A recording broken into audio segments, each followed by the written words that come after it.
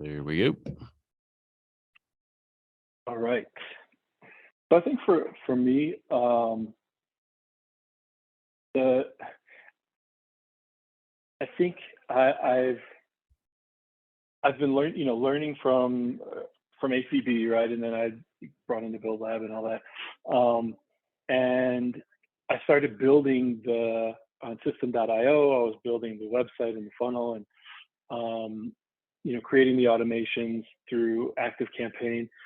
And then I kind of paused a little bit because I had a couple of people reach out that needed a website, so I worked on those separate from what we were doing here. So I completed that. I'm coming back to create the funnels again, and I actually have. So you're the good person to talk to about this because one of my buddies, I think I told you before, he owns an MMA gym in Illinois, and he's looking to start a youth boxing program. And so we're talking about using these funnels to do that. I was telling them about your program and all the kind of cool things we could do with the automations and setting up the landing page and all that. So I think right now I'm probably gonna, even though I was originally focusing on the restoration business, probably hop over to that because he needs to launch that program, and then he's got a jiu-jitsu program. He's flying out a new coach that he'll be starting in June, so he wants to do a funnel for that too. So first I would say, would you recommend two different funnels, one for the boxing program? I'm sorry, not two different funnels, but should it be like two different websites that are funnels? You know what I mean? Like the city youth boxing, or the city name and boxing, and then the city name and jujitsu, or Brazilian jiu-jitsu, or whatever. Would you recommend setting up two separate sites? Yeah, I would definitely have two different funnels. Okay. Yeah, one for each. I'll tell you, one of my clients, Fabio Leopoldo, he's like 10-time world jiu-jitsu champion. He like trains with Conor McGregor, and he helps the NFL and movie stars and all this stuff. And he was one of my top clients, and incredible, awesome guy. His funnel though has done really good. And let me see, it's Morimbai Jiu-Jitsu. Let me pull this up real quick. You could look at his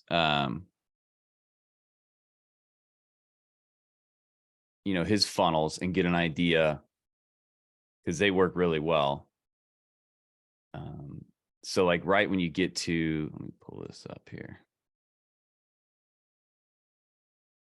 Right when you get to his website,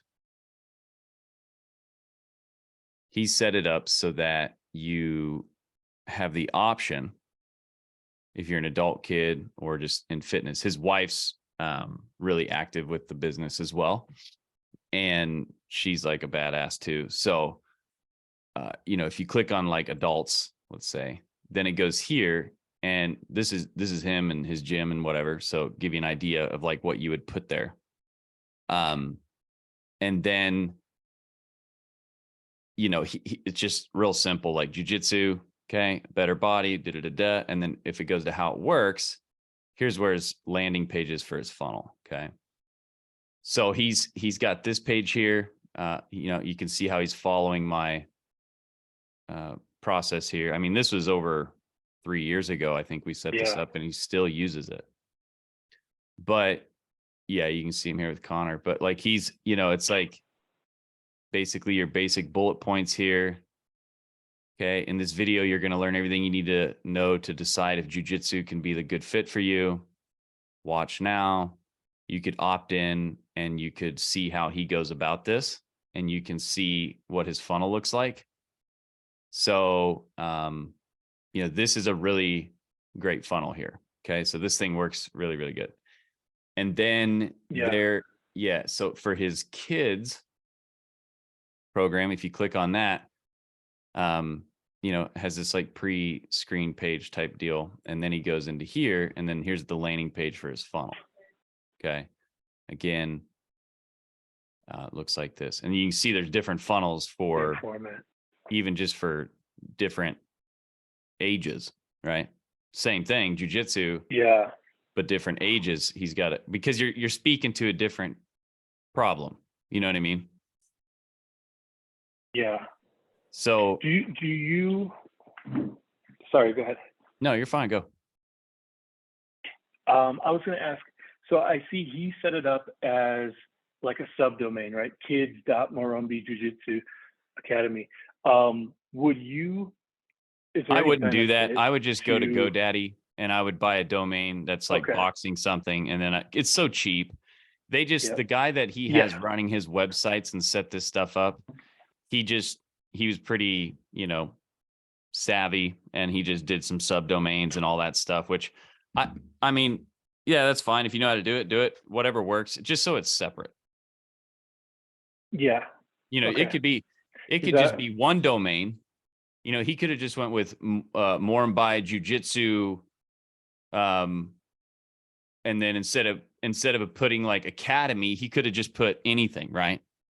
And then it could have just been /XYZ, So that's just so that it's a separate 4 sets of pages, because the more you can really talk to the perfect person for what you're doing, the better it's going to be. If you're trying to like be all things to all people, it's just not going to have that cut. It's not going to have that knife edge message that it's going to be. Here you can talk to mom and dad about what's going on, and so just so it's that way, right? Just so you have there's his wife. I think they go into so, and theirs is, they got this going. This is for like the fitness one, right? And again, he didn't make this clickable, but this will pop it. Yeah. So, again, here's what you're going to learn in the video. It's positioned as a learn, right?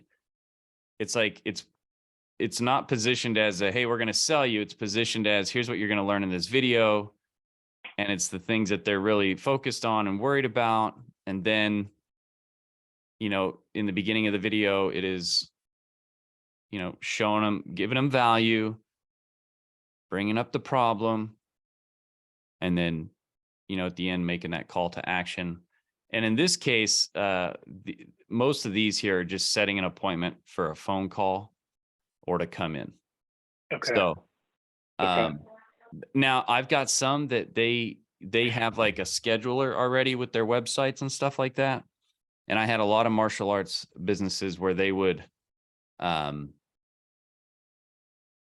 just have them scheduled to come in for their first free class or something like that. Most of them gave away a free training of some sort, like that, your first class is free. And then that's when they would start to, bring in, in that first training, that's when they'd kind of try to close them when they had them there in person, and then they would run ads to this, local ads, retargeting.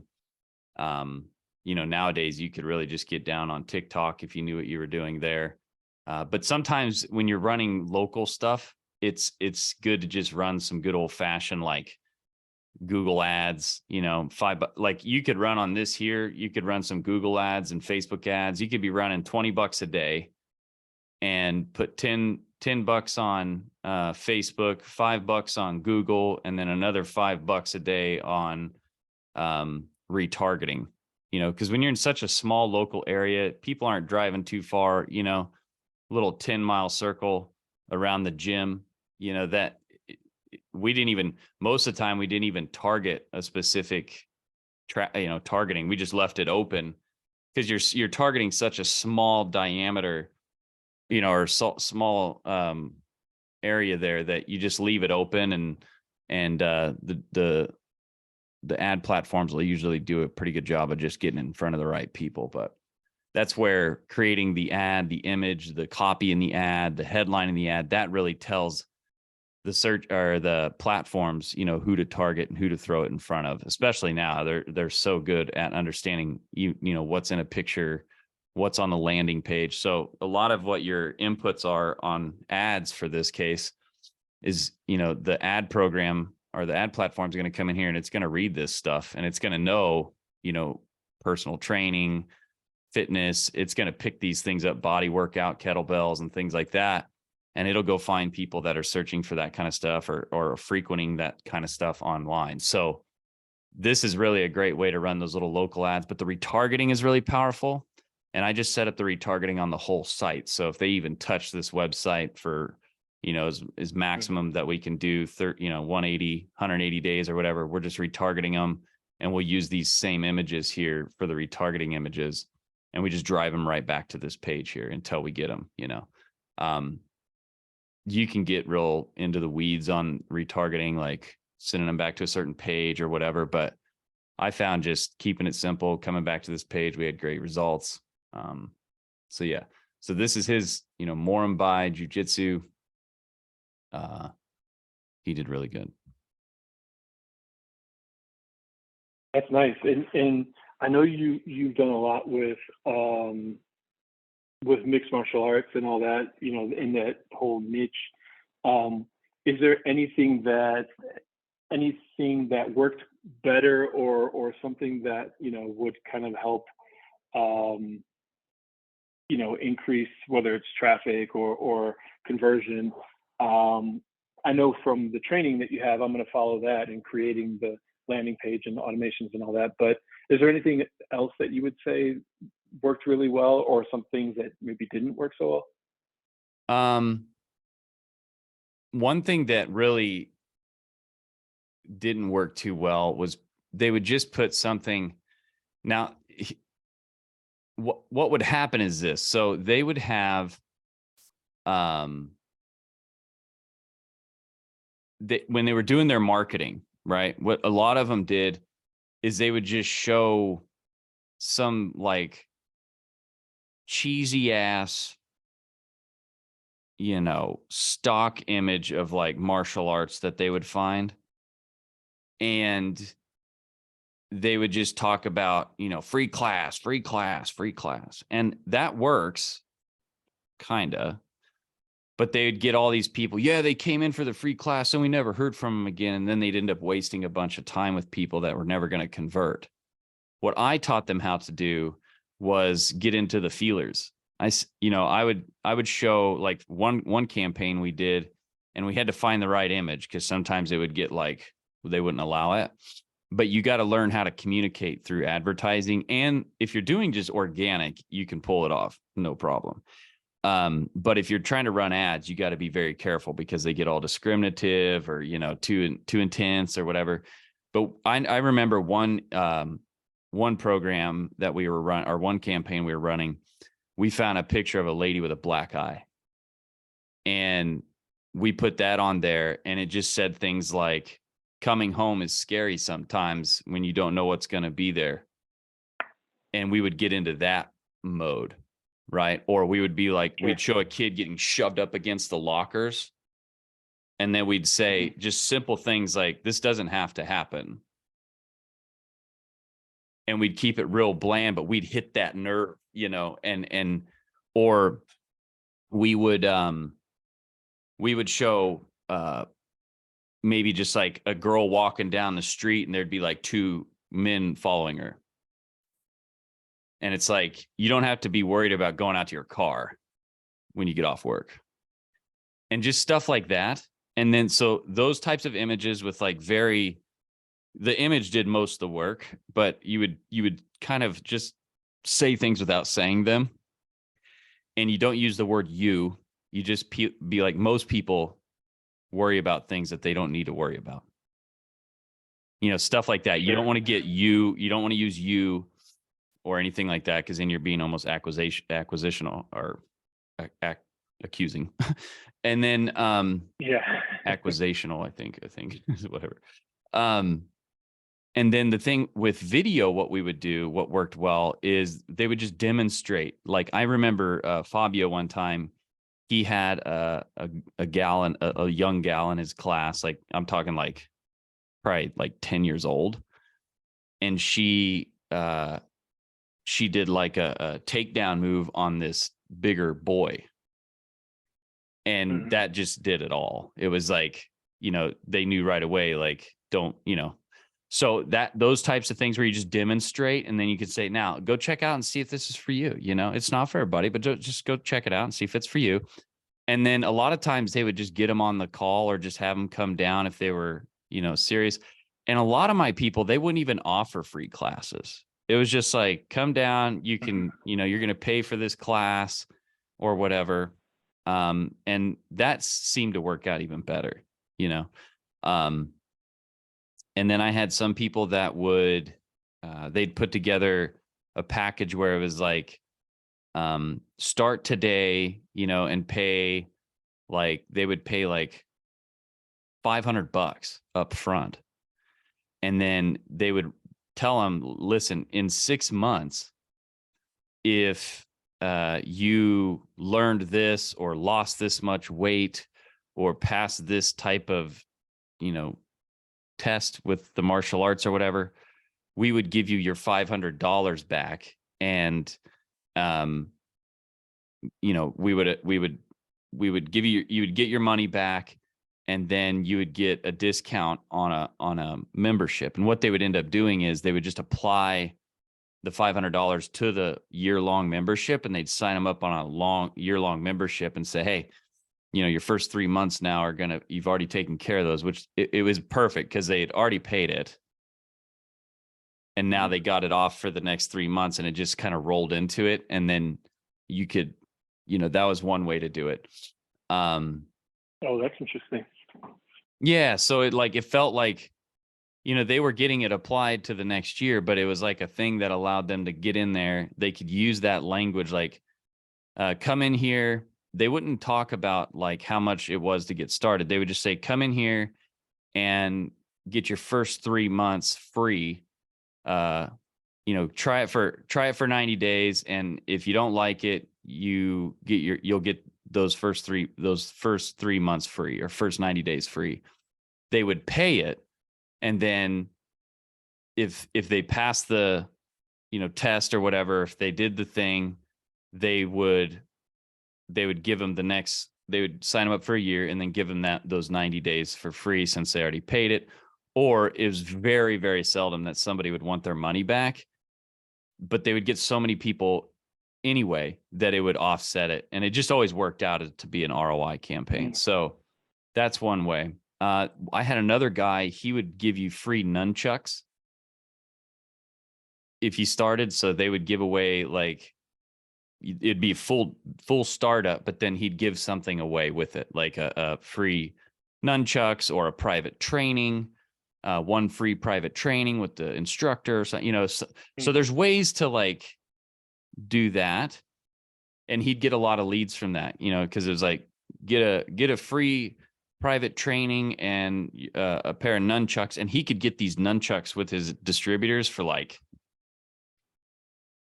$5 or something for a set, Yeah. And so it was like, that was just part of the lead cost. And then he had a really good follow-up campaign where, everything we do already,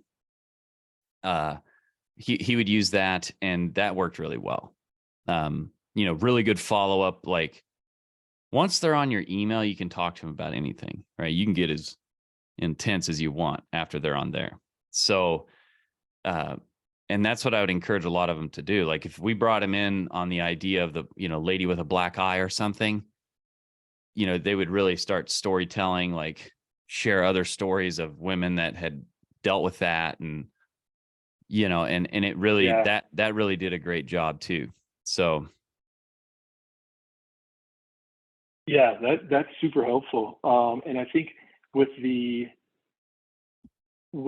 free training, like with the coach, like a personal one-on-one type of, I think that also creates scarcity too, right? Because there's only so much time that they have to provide those trainings. So I think that also has a little built-in scarcity in terms of how much time he has available to do that. And I was going to say also, that was one of the things I was telling him before, like when there's different events going on kind of in the media, like, you know, way back when Chris Brown and Rihanna, right, when that thing happened, and those are two high profile, highly known people, celebrities. And that's also a good, like, kind of like you're saying with your ads, like that's a good thing to kind of leverage, or not a good thing to leverage, I guess it's not the right way to say it, but no, it brings awareness to a problem, right? Yeah. Yeah. No, anything that you can find like that. I know some of them went a little too crazy, like with the school shootings and stuff like that. That just would not work on ads whatsoever. But there's a way to communicate. Like you'll learn when you do run ads, you'll learn how to communicate in an ad to say what you want to say without saying it. Okay. I didn't, in the beginning, I knew, like, when I started out, I didn't have money to run ads. So I learned how to do like content marketing, got that going. And then I was like, and it wasn't like it is today. It's, in my opinion, people say it's harder, but I feel like it's easier today just because of the abilities that we have with tech and stuff like that. And just I think things are changing in the algorithms and all of that. But then it was like ads were so important. It became like, why do content, man? You could just run ads, and you don't have to worry about content. You can just run ads. Well, then what would happen is you'd get to a place where you couldn't spend more than you were making. Like you could, it was like, okay, so how do we offset this? And then it like went back to content. And then like the platforms started changing. They started doing, when the iOS thing hit and, the tracking was all goofy. You couldn't figure out, like it would tell you that you had leads, but you didn't. So you were confused. Like because when you're running ads and you start scaling, you got to be accurate or you'll just be trashing money. Like, if you're really trying to grow. But today, if I were to do advertising, which, at some point I'll probably turn them on. I don't know. Maybe not. I don't really. Now I'm just really focused on building for the long term and just creating a nice ecosystem out there of content. But I really feel like if I were to run any sort of ads today, it would just be like retargeting stuff. I feel like retargeting is really nice because then you're showing up everywhere they are all the time, following them around, and they're very inexpensive. I mean, I had people, they'd email me. They're like, dude, would you please stop? Like everywhere I go, I see your face. Cause I just used my face, and it was like, people would be like, dude, I see you everywhere. And I had a lot of sales from retargeting. Retargeting was powerful. It still is powerful. I mean, if you're constantly showing up in front of somebody, it works. But content will do the same thing, and it does it in an even better way because they're finding you by desire, and then you show up because they're consuming. And so, ads, they just interrupt,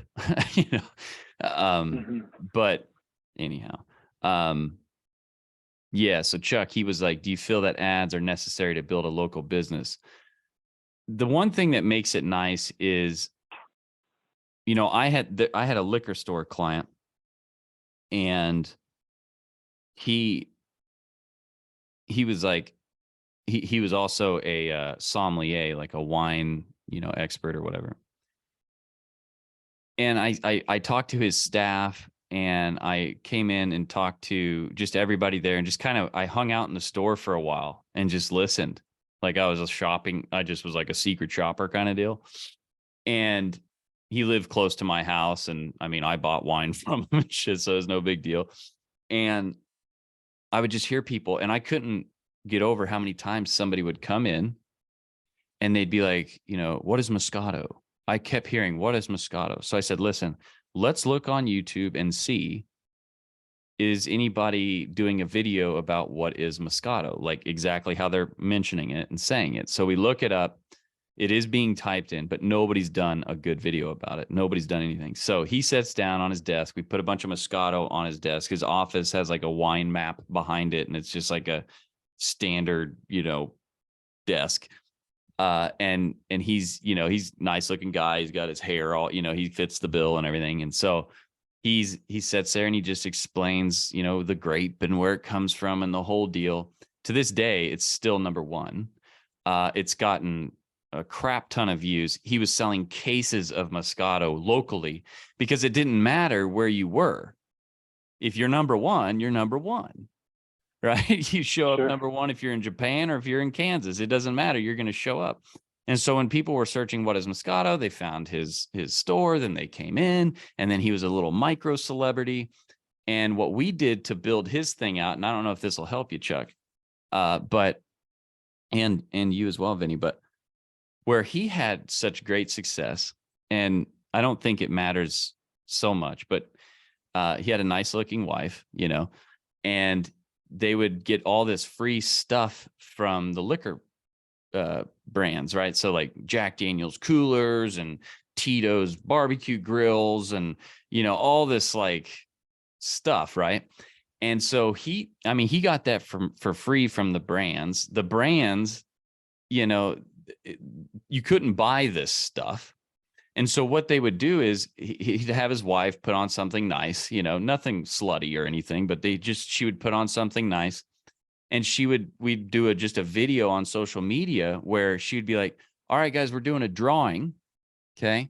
Anybody that likes this post, shares this post, and comments, tags somebody down in the comments who loves Jack Daniels or Tito's or whatever the brand was, then you'll be entered into a drawing to win this thing, right? Shit went crazy. We had actual Tito's call us, like the guy, and he was like going to invite us down there because we were getting so much hype around their brand. And it was all local, and we'd get several hundred people tagging people just to win this thing, but it sent the algorithms into crazy mode. So they were getting tagged, their friends. It's like the perfect referral system type thing.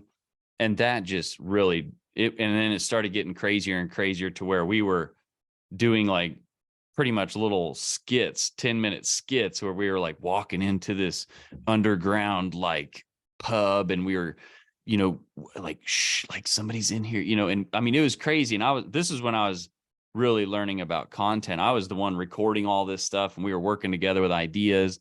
And then I'd come back and I'd edit the video and get it all chopped up and music and everything. And the storytelling was really the key there. And just the way we would run those giveaways and stuff like that. But I'm telling you, people underestimate the power of that stuff, right? Like you could give away in the martial arts way, they could give away, maybe just one year of free training. You're giving up one guy, but the massive amount of appeal you're going to get for free for them to enter into the drawing, that, and then you could give away like either that, or you could give away gear or, whatever it is. Right. I had a guy, he'd give away UFC, like the UFC gloves for anybody that joined and signed up for X amount of months, 3 months at a time. They'd get free like UFC gloves or something like that. And he was MMA, or they would get XYZ. And it's worth it because you just do that like once a month. You'd run a campaign like that. And so we would let people build this post up for like 2-3 weeks, and then we'd announce the winner, and we'd go live to announce the winner.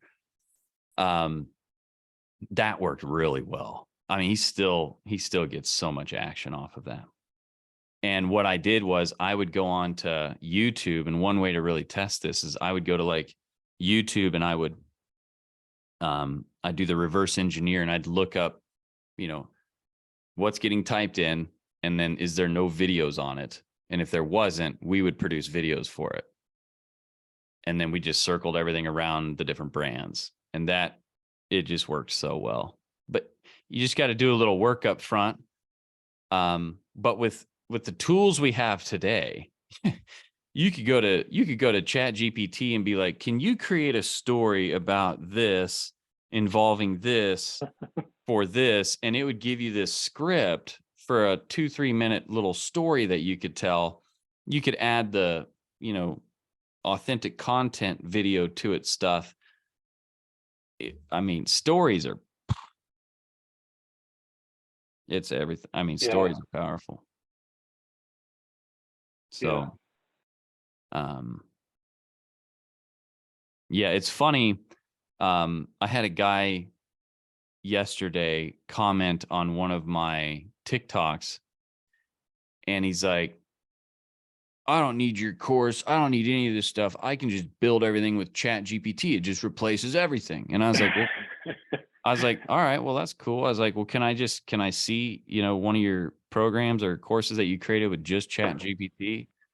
And it was just crickets, nothing. But right. If it's not going to,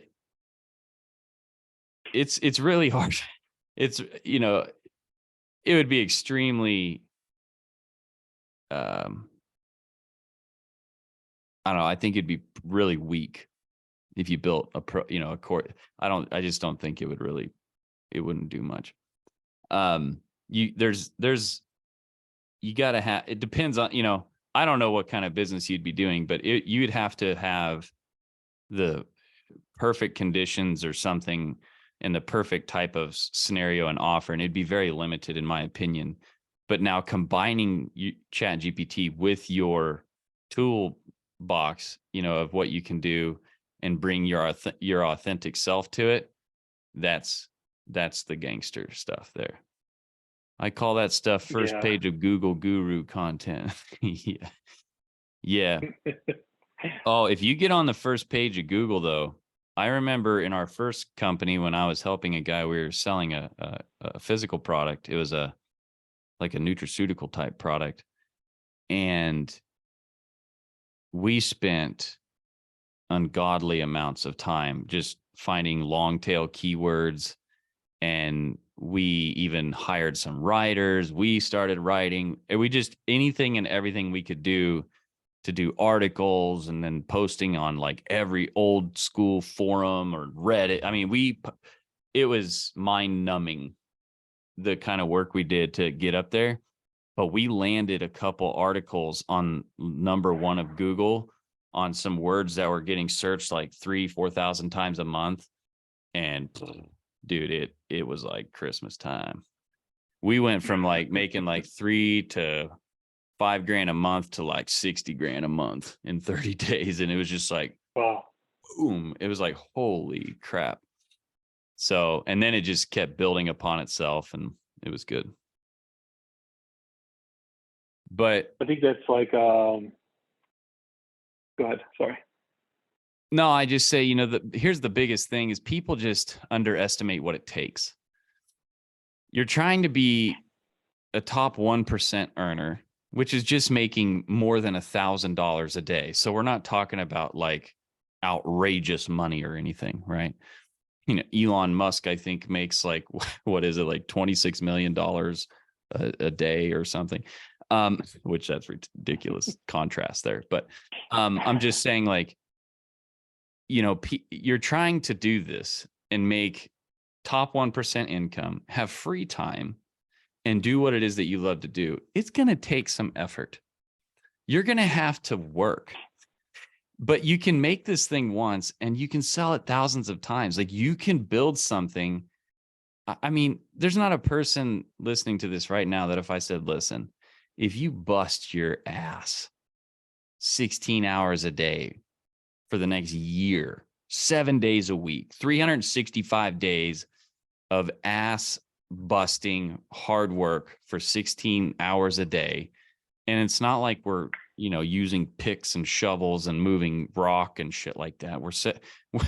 we're creating content and doing things like that, you know, which I'm not underestimating, you know, I'm not downplaying mental work. Okay. It's really difficult too. But if you worked your butt off and did that every day, doing the right needle moving activities, your life would never be the same. And you would earn way abnormal amounts of income. And if you told somebody that and you could guarantee them that, they would do it without question. I would assume. But then that's the separator, like consistency, having a shitty day, but still going live or still putting out content, being, you know, having a million things happening in your life and you're still showing up. That's the separator right there. But people don't understand what is on the other side of that. Like the having freedom and control and financial pressure removed. I don't know, man. I've never found anything better. Like, you know, stuff will happen in your life and you can just take care of it, or you've got, you know, it's just, people want to downplay it and be like, oh, brr, you know, it doesn't make you happy. Bullshit. Yeah. That's people that don't know what they're talking about. Right. Anyway. Yeah. And I think like you, just circling back to what you're saying about the guy saying, you know, he could have Chat GPT build the stuff. I think a lot of people have that mindset right now, right? Like that's the ultimate solution, and that'll help you get there. But you need to have the knowledge, just like you do with, you know, like somebody preparing food for commercials, right? Like it might look good on the surface, but you don't want to consume it. You know, once you try to eat it, right? Like it's not good.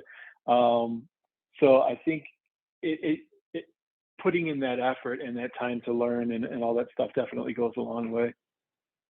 So if that were the case,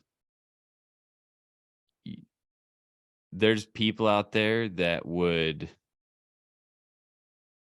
if that's all you had to do, there would be people out there just raking in the cash from it. You know, it's like, if you can actually do all that, then you've already got the ability and skill set to do it anyway.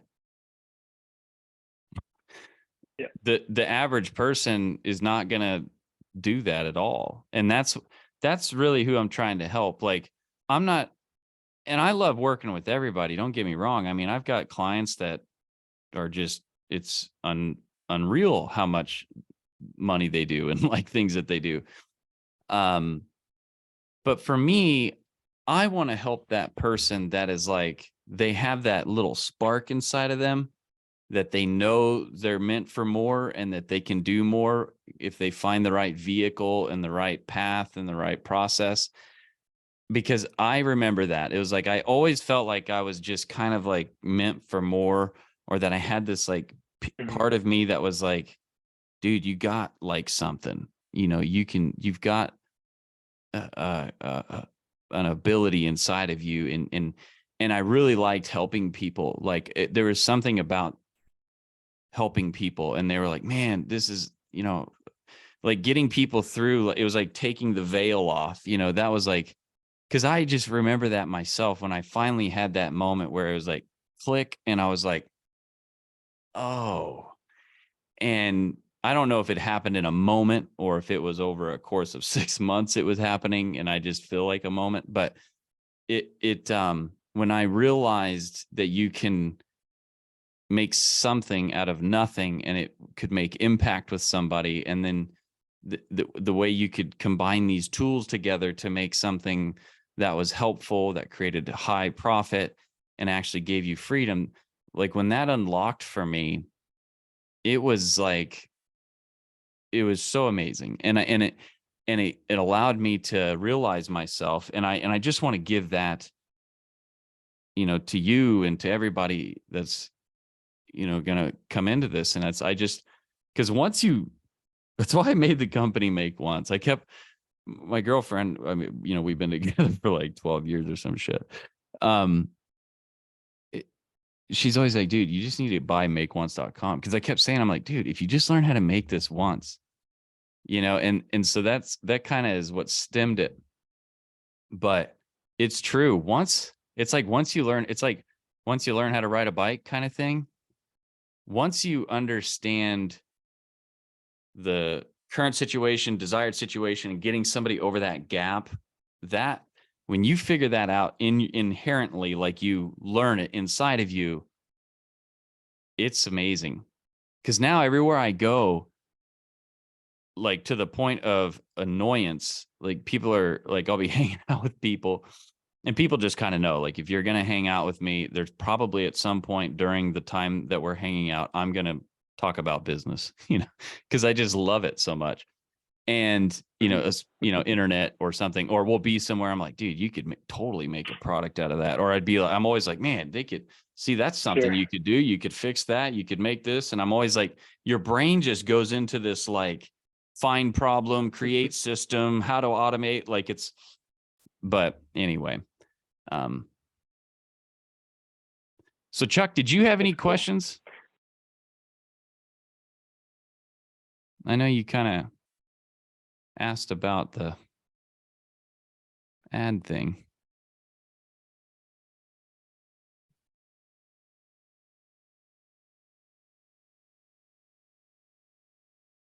Chuck, are you with us? Muted. Should be able to unmute himself.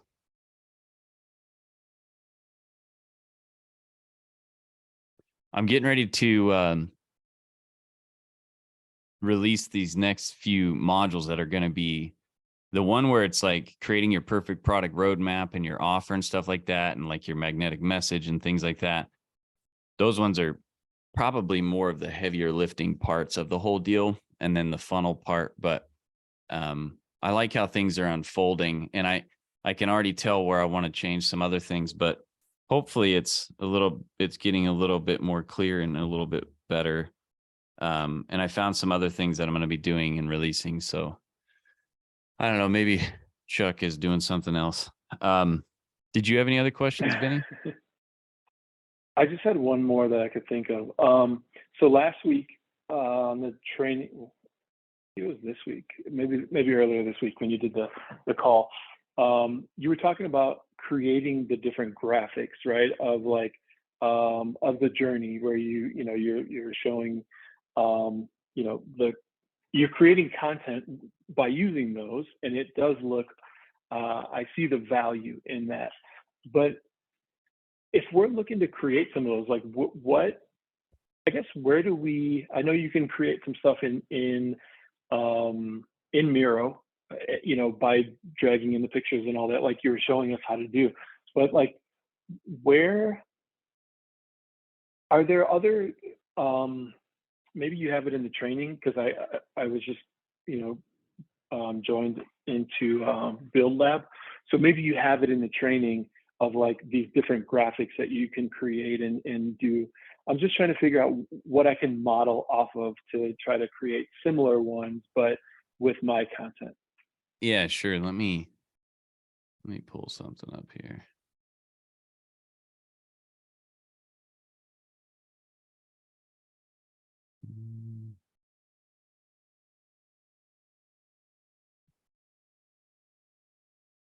Let's do this.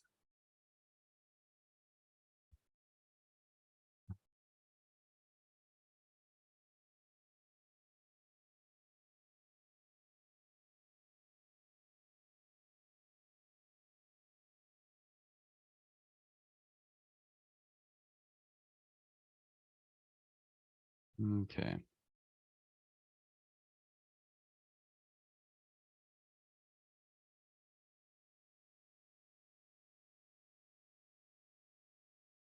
Okay, so can you see that? Yep. Okay. So one thing that you need to keep in mind when creating this, and I'll show you some like different little things, but the big thing is remember that we have three phases, right? So however you want to stage this, I've seen a lot of them, but the best way to really go about it is where I do the, this is a great place to start, just creating it like this. And then just because it layers it, like you can go like this, and then you can be like phase 1, phase 2, phase 3, right? And then you can do A, go to A to B, right? Because we want to get from point A to point B. And then, just this little pathway here. This is a great place to just start. And if you can create something like this, your brain will start to get a little bit more creative. So we'll take this, just kind of stick it over here. But it's really about your 3 phases and then your 9 pillars. And this is just because the rules of 3 are it just works. It's so, red, white, and blue, everything just 3, stool legs, it's just a great way to go about it. So you've got your 3 phases and your 9 pillars. However you want to create that, I've seen people that have, like for instance, it could be, you could go like this and do this one. And then you could do your 9 things like this. And you could, maybe like put boxes around this and then shoot an arrow up here and be like phase 3. And then you could do something like this. However you want to get about it, the core thing that you want is where it's compact and it's easy to see the journey, and you can help them, because you see how I use it in content, right? Like people are loving the new content. Like they are, because you can see it. Like you can see where you're going, instead of just saying like, yeah, you build a course and then, and it's like, when you can give them a good visual and show them exactly how to get there, they just, in their mind, they're like, oh, okay, I can do this, So my thing is just kind of, you can look at different graphs and paths, and I've looked at, you can even look up like roadmaps and you'll see different things, and you just got to kind of play with it and figure out, this Miro is amazing. If you see me just messing with it right now, how cool. It's like so cool how you can you don't even have to be that creative. You just try to keep something where it's like a little pattern and just see what you can come up with. I mean, and then try to keep your color scheme together. So some things that I like to do is I'll do something like this. I will be out there on the internet and share my screen.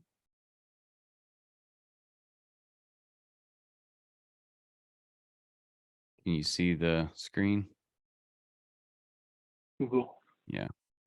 So you could be like road maps or infographics, infographic templates. Sometimes I like to look at these and you can get ideas here. See, like this is, this is awesome. You could do something like this and just break this circle here into different phases.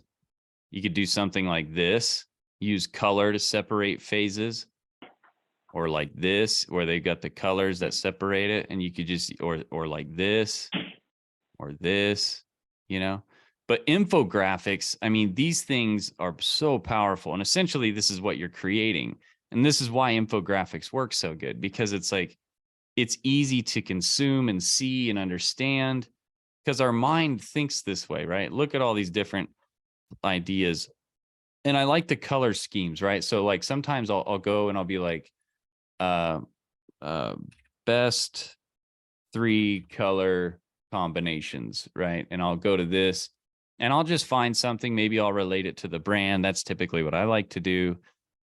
You know, keep the brand colors as I can. But like sometimes you can come in here and play with, you know, find you a color palette that you like, and then just use these types of colors here. I use, are you a Mac? I have both. Yeah. Okay. Okay. So there's this, if you need to figure out colors like this, you can go to like what the color codes are. I mean, this one obviously shows you the different color codes you can use right here, which this is an easy thing to do. But what is that one? It's like I can't remember, but there's some really cool, like, oh, coolers is cool. Like I think it's coolers palette generator. Yeah, I use this thing all the time. This thing is awesome. I'll have to remember to put this in there. This thing is sweet. You can just start the generator, and then you can find a color that you like, right? Like I could put in my brand color, which I have just pretty much this blue that I try to use. I get so, you know, as an artist, like I get so into color and all that crap that I have to just almost eliminate and just stay with one, or I'll get too complex with crap. So here's my main brand color, which is this blue that I like. And I just lock that, and then I can hit the space bar, and it'll keep changing until I find a color that I like. I'm just hitting the space bar. Let's say that I like, yeah, you know, let's just say that, let's see. Okay. So maybe I like this one. I can lock it, and then I can keep hitting these. Now it's going to, but these are all complementary, what it's finding me. All these work together. So you can just keep banging through this, find another color that you like. Okay. And then, and you can move these around. So like you can see them a little differently. And I like using this tool, and then you could create these different things that work together. Okay. Now maybe I'll move this over here, and then see how it just like, you can lock one in like that color. Yeah. It's really cool. So you can use this to create some color schemes for you. You can remove some or whatever, but once you find something, then it gives you I just like how it gives you these codes down here. So you have that, so you can go, you know, work with it. And then you got your color code. And then what I'll do with this, a lot of times I'll just do a screenshot, Command-Shift-4, and I'll screenshot these. And then I'll throw them into here. And then, so now I've got it. I screenshotted it, dragged it into Miro. And now I've got my color palette here with the colors that I want to use. And so then I can start, like, I can take this, I can click on it, I can come down here to plus, and I could put 00FFCD. So 00FFCD. And now I'm starting to play with things, you see? And then maybe, you know, this, yeah. So it's like, this is how you can just click on that, come over here, click on this. Okay, 1 E6 4 EF. And see how it just, look how much power that gives it right away. It's like, man, this is kind of cool looking already. You know what I mean? So let's see. Yeah, that's really cool. So that was COOLORS. Yeah, like cool, bro. And then it's coolers. Yeah. So, you know, this one's too dark. Yeah, man. And I mean, listen, this is that work that I'm like, people got to do. You know, they won't do this shit that I'm doing right now. They got to figure out how to do it. You know, like everybody's trying to. I'm like, this is how you do it. This is right. You know, people are always wanting to know, like, how do you do it? Well, you sit here till your ass goes numb and you get it done, or you find somebody that can help you do it. Well, I can't afford that. Well, that's why you got to sit there till your ass gets numb and do it. And then just keep working on it, you know? For sure. Well, I'm not that creative. Well, listen, I think you just gotta try and trust who you are. And, you can learn these different things about this stuff, right? Like you just got to keep jacking with it, right? So, but you see how this is like already Yeah. starting to transform a little bit, and you just play with this. And then once you get Yep. something that you like, right? Like once you get, you find something. I'm just doing this shit so you can see all the different little things you can do with this. This Miro, man, is amazing. And honestly, they've got some stuff over here. They've got some pre-built diagrams and mind maps and all that stuff. If you go out here on Miro and you go to, what is it? I've seen templates, if that's what you're looking for. Yeah, where the hell do you see that? I saw it when I would go like new board, and then that big blue button for new board, and just create whatever one. Oh, so like once you're in there, you're saying? Yeah, no, I know Yeah. there's templates around here. So there it is, templates. Yeah. You can get in here and start playing with some of this and find something that's already like kind of going. So you got like maps and diagrams. But listen, it's not even about this. I've made so much just using this damn whiteboard with black and white marker on here, man. Right. It's not so much about, I mean, the visuals help, right? Sure. But it's more about getting a good idea together with, first it's all about getting the dang thing wrote out. So that's where you're going to, if anybody has a question, by the way, please speak up. Okay. I'm not going to call on you. You're going to reach out and be like, hey man. But get a good diagram thing figured out. Because then you can come in here, once you get this thing together, you can click and drag over it, and then you can group it so that now when you grab this thing, you can do this to it, you can resize it, you can do whatever you want, and then get that figured out, and then you can start creating things that go to it. Like, it's like, okay, well, what is this step here? Actually, this one right here. Okay. And you're like, all right, well, that is, the funnel thing. And you're just like, okay, well, what does the funnel look like? Like start thinking about like, how could I use an image to represent this? And it's not going to just jump out and tell you, you gotta think, you gotta think, and you gotta try to be like, I can unlock these. Okay. And you can, it's like, okay, these arrows are cool and everything, but can I find a better arrow? And that's where I go, like, I'll go into using, pull this up here.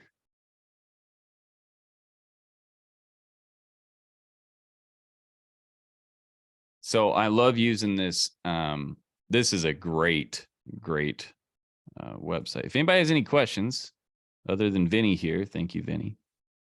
But I love this flat icon here. So I can be like arrow with 3 R's. And then I can come over here and I can be like, do I want it just black? Do I want it colored? Do I want it gradient? And then, you can have it fill or whatever. So you got some of these kind of things. And then you could even go over here and just go by style, and it'll put like styles together that you can find so that all the icons kind of match a style. Or you can go by packs, and then you could be like, here's a bunch of arrow packs. And then what you do is like, let's say I like these ones here. I can just like take this arrow here, and I can right click copy. And then I can come over here to good old fashioned Miro, and I can be like, all right, cool. And then I can put it on here, make it go like so, rearrange it down, peace out on that thing. And then maybe I can go find a a 3, because you got to realize you're going to build this thing one time and then you're going to be able to use it over and over and over again. So you ought to just take the time to build something kind of decent. You can hold Command D and it'll copy that for you. And then you can, you just start replacing your pieces. You start with like a little script here, and then Command D copies that thing. And then I like how it has the alignment tool. Okay, so my 1 is 2 pieces apparently. We'll cook those together. But see what I'm saying? Like, you can see how it's already starting to like turn into something decent. Like, yeah, it's like, okay, cool. Now when you're on social media and they see this bright image and there's a headline up at the top that's like, a headline that they want to know about, like, all right, here's how to, catch a flamingo with your bare hands, and they really want to know how to do that. You think about like what you're doing, and like you try to like map it all together. If it's dog training, you're going to want to use the dog training stuff. And that's what I love about Flat Icon is they they'll let you do those packs, right? So you can go, if it's dog training, type that in. You want colored ones, let's say, filled in. And then I can go to like packs here. And now I'm like, okay. Or I could take all colors, all shapes. Now I've got all these packs. And you can just use these packs, man. You can be like, well, I'm going to use, this is, I'm going to use all these. Now you have all these that are like similar. You can teach your dog how to do stuff. So, and if it's like you're going to teach a dog training, I mean, this is just what it is, man. Like, I'm like, okay, so the dog is doing what I want it to do over here. Okay, so we're going to take this out.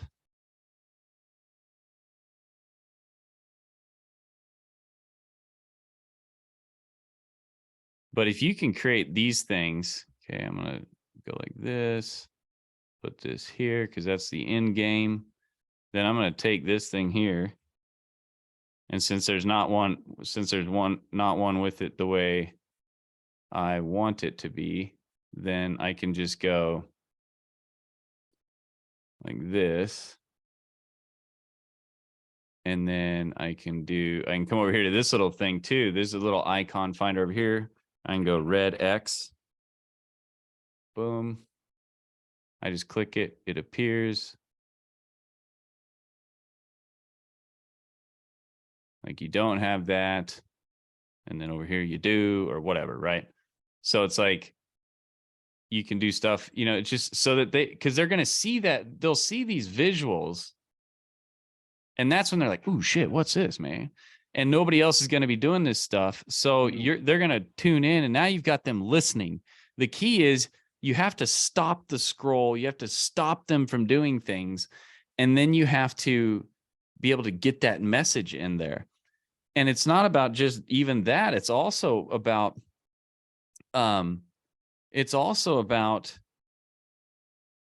having something that you can actually explain something easily with, right? Like it's so much nicer to explain things like this, right? Because then it keeps you on track. You don't got to be a jazzy performer, right?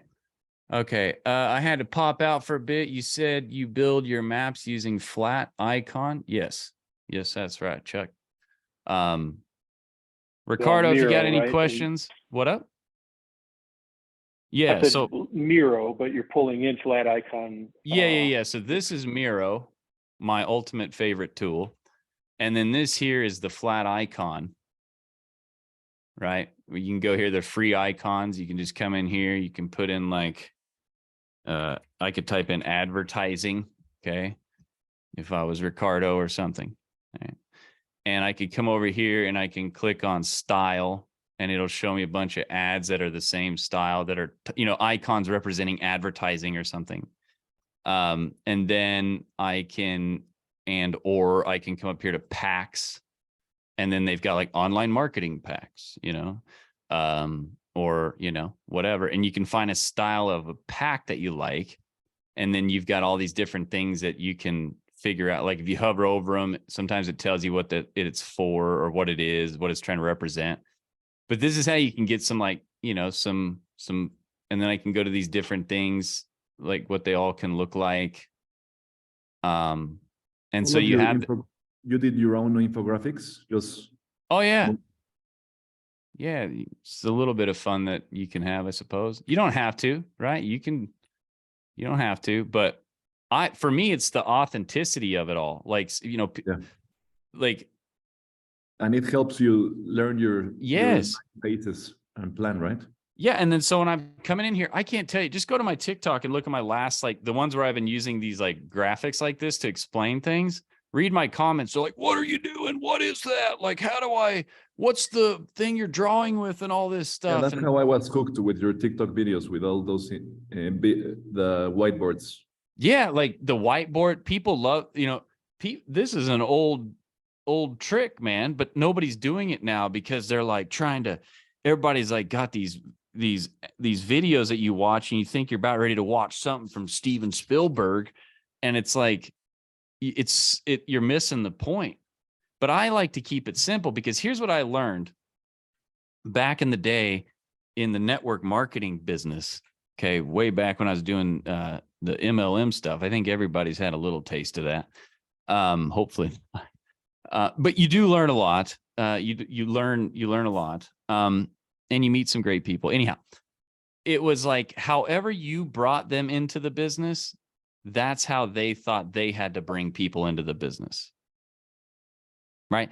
So if you went to their house and sat down for 3 hours and convinced them to buy that lotion or whatever they were going to buy, they thought that that's what they had to do. So the more complicated that you make it seem like, the more it doesn't appeal to people. Now, this is also different depending on what you're actually selling. For me, I'm teaching people how to do effectively what I do. So if I make it too complicated, or it's too, outside of the scope of I can do this for the typical person, because my typical customer is somebody that doesn't know how to do this stuff, for the type of product that I'm selling right now. I also have a product where it's like, if you're not making X amount of money, then we can't really help you. Right. So that's where it's important to know who you're talking to. But people can do this, man. I don't know how you cannot not do this. I'm just using my right hand with my mouse and I'm just clicking. I'm literally using my finger. And I'm just going to these different places. I'm going over here to the flat icon. But the first thing you do is you start out with the very first thing you do, which again, I'm going through this right now. I'm creating the actual module for this right now, like how to do all this stuff. And it starts out with a whiteboard. Yeah, it starts out with freaking, yeah, a whiteboard, essentially. I mean, that's, it starts there, and then you bring it into, it starts with a damn brainstorm and just listing it out like this. First you just get it all out of your head first, and it's all out of whack, and you don't even know which order it's supposed to be in. You kind of do. And then you do it like this here, up here. And then once you have that, then it's like, okay, let's start putting it into just a skeleton shape here. And then once you have this in place, then you can start creating one of these, right? Mm-hmm. And like, if you want to put it on a cool monitor, or whatever it is that you're doing, then it's really simple. What you do is you go to Google over here and you type in, you could be like laptop mockup. And then you can go to tools, color, transparent. You can go to large. And then here you be. Okay. you got this. You want to make sure it does that checkerboard background and make sure, see how it's got all these little hooey haws on it? Okay. You can just find that like this one here, bang, copy. Okay. Make sure it's transparent background. Then you can zip over here to Miro. Let's go back to our perfect product roadmap. This thing's about to get freaking gangster to the max here in a second. Then I just paste it in here. And then I can just drag it on here. Now look how fancy it is. Oh, get it back. So it's like, so we've got this now. Okay. And it's like, well, I can make it even jazzier. Now I can come back over here and I can be like light colored background, modern. You could throw a different thing there. Ooh. Oh, and then we want to come up here to tools, size, large. Okay. And then we don't want any hoo-haws on there. We want it to be pretty clean. Now I know some of these are like copyrighted images. Okay. So you got to be kind of careful. You got to, in some cases, you got to just really destroy the crap out of it. So it doesn't, there's ways to get around that. All right. Now I'm not trying to teach you how to be a undercover gangster, but it's just, and then eventually, as you get going, if you so choose, you can, you can, oh my, look how expensive this thing is now. So, then you can hook it together, group it. Now look, just like that. And then what you can do is like, once you have it like this, then you can click on this and export. Well, I'll show you what I actually, save as a template. Maybe that's what it is. No, we don't want to do that. Here's what I do with it. Okay. I've got this other program called Pixelmator Pro for Mac. It's like an express version of Photoshop or something. Yeah. So what I'll do is I'll take this, copy it. I think it'll drop it right in here. No, it won't. Okay. So I can't remember how I got this thing. Copy as an image, maybe. Boom. So now I've got it in here. I can then, now it can't be taken apart either. Okay. Because I copied it as an image. Then I can just open up a new screen, have that in there. And now it's got a naked background on it. And now I've got this object that I can put on things. You see how fast that like became something? And now you can go on to like TikTok or your content and you're talking about this, and it just changes the whole thing, right? Like, Mike, I wanna know how you're doing the videos with a split screen that we can see your face and then the whiteboard on top. Yeah. Let me show you.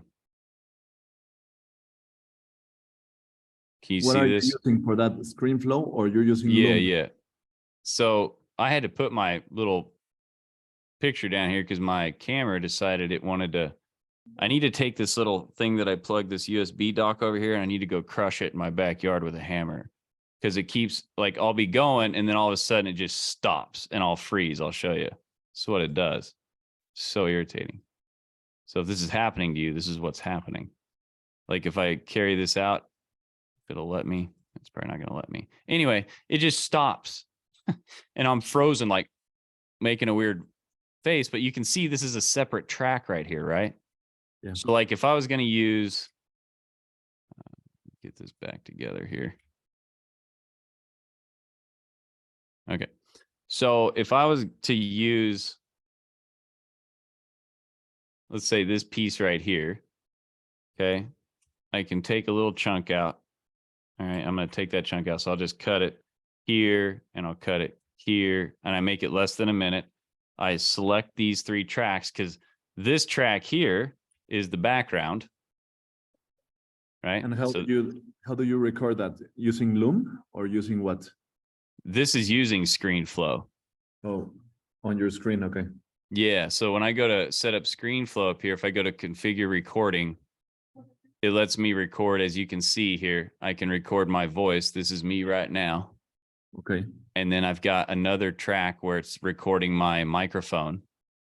And then Okay. I've got it recording my screen. So you can choose what you want these to record. Then I press record and it's recording my camera, recording And my screen and my voice. oh, it records your face and then another recording of the screen. Yeah. So it's got, this is my camera. Okay. Okay. This is my screen. Okay. And then this track right here, which you can't see it because it's audio, but this is my audio track. Okay. So I copy those. Okay. Let me get things back to where they were placed. Okay. So I grab these, I just select and drag till they light up. And then I hit Command C, or you can copy it. Where did you see the number of seconds you're cutting?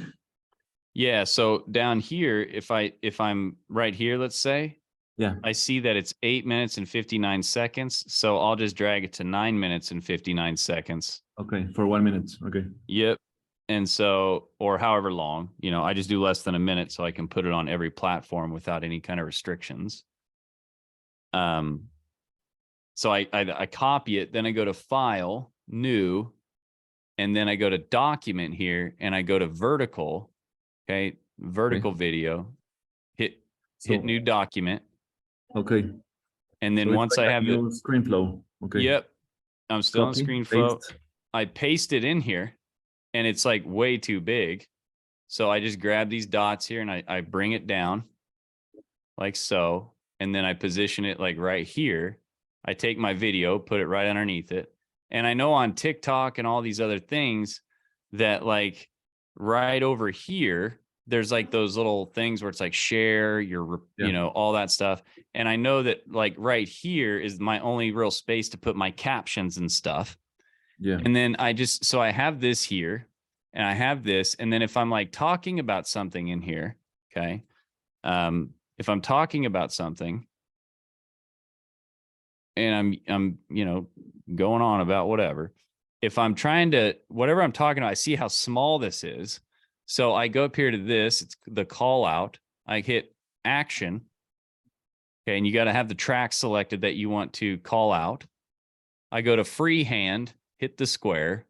I take this transparency down and I can draw a picture around or draw a box around whatever I want to zoom up here. And it'll zoom up on things and it makes it bigger. And people like that because it's like it also, and you can change the opacity of the background, but I like that zoom up because then people like kind of like it's like something that happens that pulls up on the screen, right? Like a pointer, yeah. Yeah. So I do that, or you can see that I've got like the pointer here. Let me actually do a call out just to show you. So on the pointer right here, you can see I've got this little like color and I made my pointer bigger. That is this button up here. You can change the size of your pointer, just drag it bigger. And then I can put like this like thing here around it so that when it's moving, it'll, if I move my mouse, it's really easy to see, right? And you can click on this, you can drag this out however long you want it to do that, or when you want it to shut off. I just went to YouTube and was like, how to be a gangster with ScreenFlow. And I watched a bunch of videos and I just got in here and started messing with it. And, that's some of that stuff where it's like, you got to just grab a Snickers and a cup of coffee and get it done. You just got to figure it out. Right. It sucks sometimes, but it's a simple tool, right? Oh my gosh.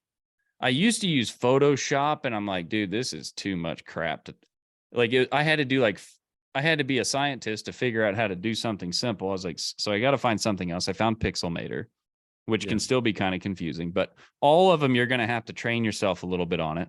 Mm-hmm. And then the next thing was I had to, figure out like I used Final Cut Pro, which I like it because there's so many options, but I don't need that. I'm not trying to make movies. I'm trying to explain a funnel. I don't need all that crap, right? And I got into all that, man. Lenses and Jesus, I mean, it's ridiculous. Like, frame rates and, you know, all this stuff. And I'm like, dude, all right. So I just rolled 24 or 30. I don't really care which one it is. Right. And then, you know, I use ScreenFlow instead of Final Cut Pro because you can see how fast it is. Or like, God, if you really want to waste your time and blow your head off, go use Premiere Pro.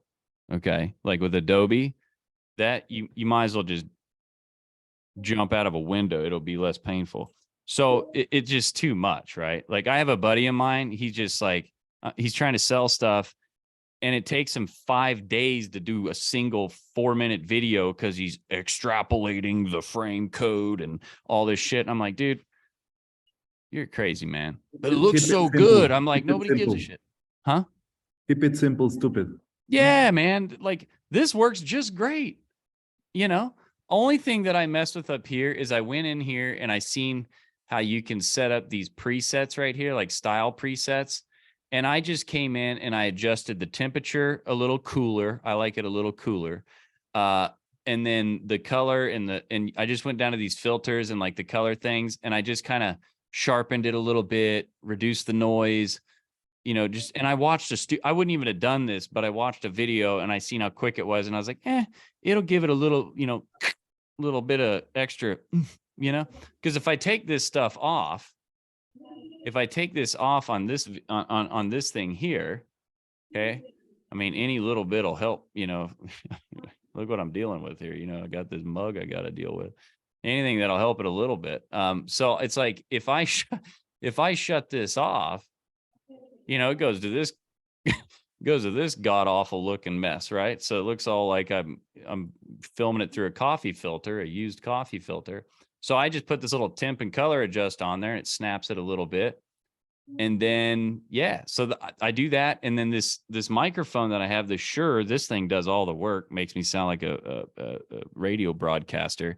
But what I do with that is I've got a little filter deal on that where I go to the sound and I have this Gucci audio. I always like it's Gucci.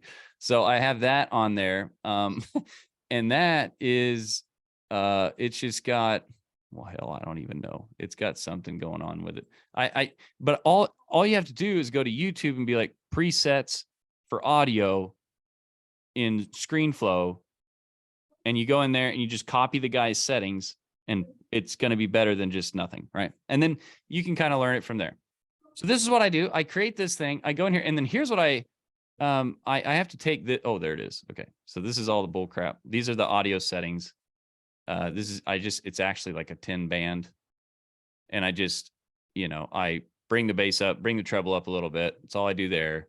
And then down here, I cut out the peaks and the lows. And yeah. Okay. So I do that. Okay. And then when I'm editing this to make it shorter, I unhook I go in here and I remove since I have this as a default, I just restore to normal.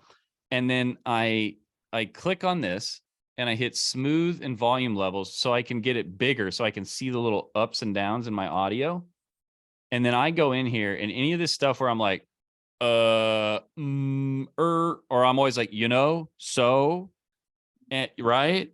I'm always saying stupid crap like that. So what I do is I just come in here, I hold down shift, I drag it to these points, command backspace, and I just cut out all this dead stuff.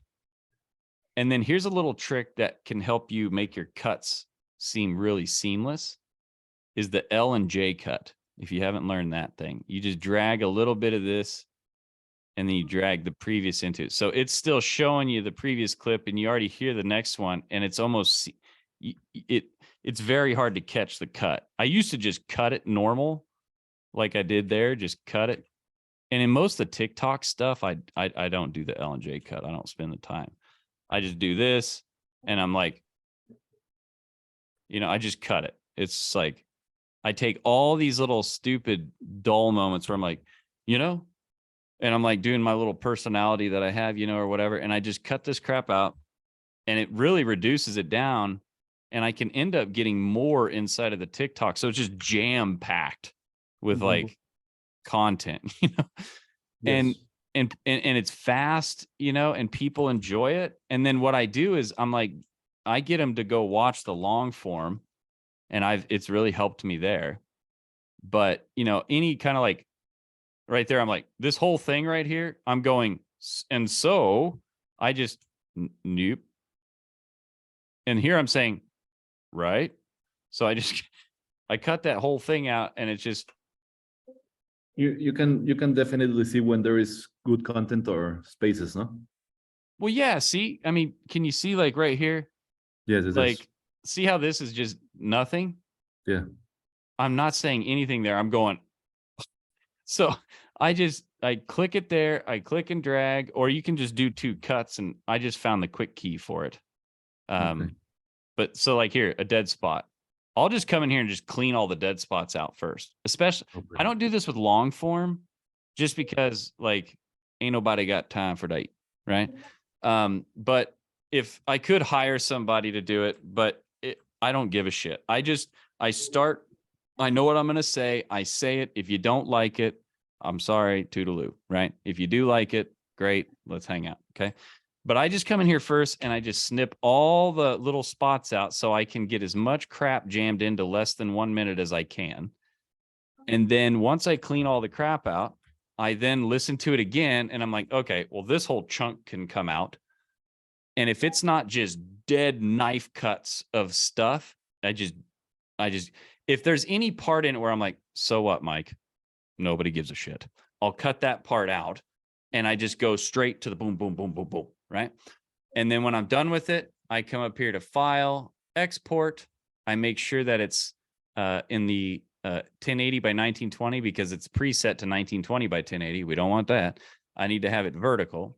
I go to Fastest. I take this little thing off. I don't even know what that is. I just shut it off. And then I name it something. I don't even care what the name is. And I just put it because it's a short, right? It's not like I'm sure there's some kind of person out there saying that, you know, the way you name it's going to matter, but it's my file. I go to this file on my computer. It's short form. And if you're not on it, you can click other. And how do you categorize them? By date, by name, by a code? How do I what? Categorize them. Like oh yeah. So like this one, I'd listen to it. And if I hear a word in there like today was, then I'll just literally name it like that. Like I don't care what it is. Marketing or something, no? No, because well, you can do whatever you want, right? I just know that everything that I'm talking about is always this crap. Okay. So stuff. So like I go to other here, and then I go to my drive, make once, marketing content, videos, short form. This is external drive or in the Mac? What's that? Is this external SSD? Yeah. This one is. Yeah. This is a little, I don't know. I think it's like 2 terabytes or something. Okay. And then it's a solid state. You get a solid state. And then I'll open this up. So it goes into all my short forms in there. And then when I go to put it on my phone, I'll pull up my Finder, right? I go here, go to my short form content, and then I go to videos, short form, and then I'll summarize it from date modified. So it'll give me like the newest one. Yeah. Click on it, right click, which I got to do this right now. So perfect. I just made this one before we jumped on here. So I'll have my phone open. I go to share, airdrop that baby over there. Bada bing, bada boom. Bam. Then it's on my phone. So now it's on there. And then I drag it in from here. I go into CapCut, add the captions to it. Done. And then I go upload it on TikTok, Instagram, YouTube Shorts, Twitter. Done. And I'll do that 3 to 5 times a day. I can snap these out and have that all done in basically like an hour, right? So I'm like, all right, in an hour, I'm going to pop out all my short form content. Then maybe in another hour or so, I will record a 10 to 15 or 30-minute long form video, and I'll put it in here, chop the front and the back off, add maybe some text overlay where I can like call to action to my funnel. Everything's going to the funnel all the time. And then I've got my long form piece out, and then it's inside of here, right? And then I just use I use my long form to create all my short form. And sometimes I'll just create a short form, just create it, but very seldom. I usually just create the long form like I did here. This is long form. You know, this is a 39-minute video here. And I've got all this content that I can just chop out of it. And like, I'll be chopping stuff out of this for a long time. And then I color code it. So like, if I like this piece here, if I used it, I right click on it and I don't care what color, I just choose a color just so I know I already used that piece. And I can cut 20 pieces out of this thing if it's a good video. Can you explain the color coding when you? Oh, I don't. I literally do that so I don't use it again. Okay, how do you mark it? Oh yeah. So like if I cut it, let me zoom in here a little bit. So if I cut it here and I cut it here, I highlight it, right click, and then there's labels down here. You just pick one. Okay. And then, yeah. So I just color code it so I don't use that piece again. And then like, basically what will happen is, as soon as I've cut out all the juicy spots I can find out of it, I delete this and I'm done with it. So with 2 hours a day is more than enough. Well, yeah. I mean, obviously I'm pretty good with my tools. Like I know all the little clicks and buttons and shit. But I mean, as long as you know how to cut, copy, paste, you should be pretty good. All right. You don't need to mess with all the audio stuff in the beginning, or the image stuff in the beginning. It will work just fine without that. Trust me. Those are things that you do like later. You know what I mean? But it's like, I'll come in here and, you know, that's why I like to create a long form. It goes on YouTube. So I've got that covered.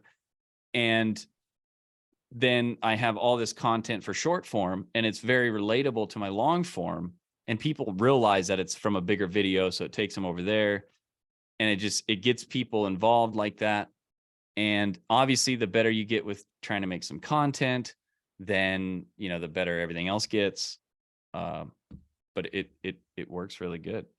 But you can also create, you know, short form however you want. Like right now, yesterday I went live. Okay, here's my live. It's like an hour and 53 minutes I went live. I was going to ask you about your lives. Huh? Where can we see the lives, or they're gone once they Yeah, finish? they're gone, but they save them in TikTok for 90 days. So you can go into the live center in TikTok. You can go into, when you go into TikTok, you can go. I can see your lives? No, you can't, unless I do what I'm doing here. Only you. Yeah. So you can go into your TikTok, and then you can go click on profile, and then up here, let me make this bigger. Up here, you can't see shit. Well, anyway, you come up here to these 3 lines in the top right, and then you go to creator tools, and then you go to live center, and then you scroll down to replays. And creator then portal. I don't have the live center. Creator portal. Yeah, maybe you got to set it up. My TikTok though, I went in and made it a business TikTok. Okay. So if you go under settings and privacy, you can go to account, I think. Yeah, and you can switch it from a personal account to a business account. Okay. And then once I did that, then I think I have that creator suite. Or can you do lives? I'm not sure. Yeah, you've got to have over 1,000 followers to do lives. Then you'll have the live center. So once you have the live center though, you can come in here, you can go down to replays, and then in the replays, it just has a button underneath that says download. So if I have a good live, I'll download it. I don't do this very often, by the way. I'll download it and then throw it on the old computer here. And this is a live, and the audio kind of sucks, but I have all this stuff that I talked about in my live. And dude, it's an hour and like 53 minutes. So I'll be cutting shit out of this thing forever. Like you can find, I mean, hell, there's, 200 minutes here or something like that, right? Or no, 120 minutes or whatever. So it's like I have like there's at least like probably 50 shorts in here. And people get like I don't know. Now listen, I'm not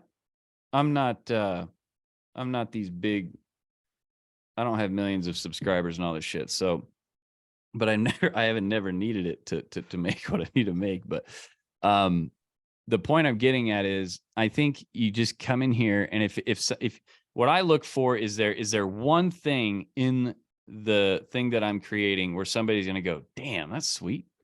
That's kind of how I look at it. Like, or they're going to be like, oh, that's really good to know. Because if I can keep providing value like that, they'll keep coming back, and eventually they'll either, get into my world or they won't. So here, I went in here and I chopped out this little piece, which is what I'm working on. That's the one I just shared to my phone right now. So I'm going to color that one. So there's one little chunk that I took out. And then that one is right here. And at the end of this one, so here's that TikTok I just did. And it's sharing about how to find a problem, right? Something I've talked about, maybe 45 billion times. And then at the end, I leave like 2 or 3 seconds, and I added this little thing at the end. I just added some text here that says free training, build lab demo, go to makeonce.com. That's the funnel. And then I just put this picture of me standing inside of a computer somehow. And it, it looks like a bunch of the stuff that I talked about. So it's like, here I gave them the tip about how to find it. And here it says makeonce.com. And here it says makeonce.com. Okay. And then this is I dragged a little music track under the bottom, which I don't always do, but sometimes I drag a music track. Super viral. If you want to get music that won't get you in trouble with artists and stuff like that, you can just go to YouTube Library. If you go to the YouTube audio library, it's inside of your YouTube channel. This is an easier, faster way to get there. But when you're in your YouTube channel here, you click up here on your profile and you go to YouTube Studio. You get inside of YouTube Studio, you go down to Audio Library, and then you can go into the tracks here, and you can filter it by not needing to add a license to it. And then you've got royalty-free music. And you can just come in here, download it, and bam. One last question, Mike. Do you have a new series of emails for your new Build Lab? Yeah, I did create some new ones. I'll be putting them inside. You guys will have them all.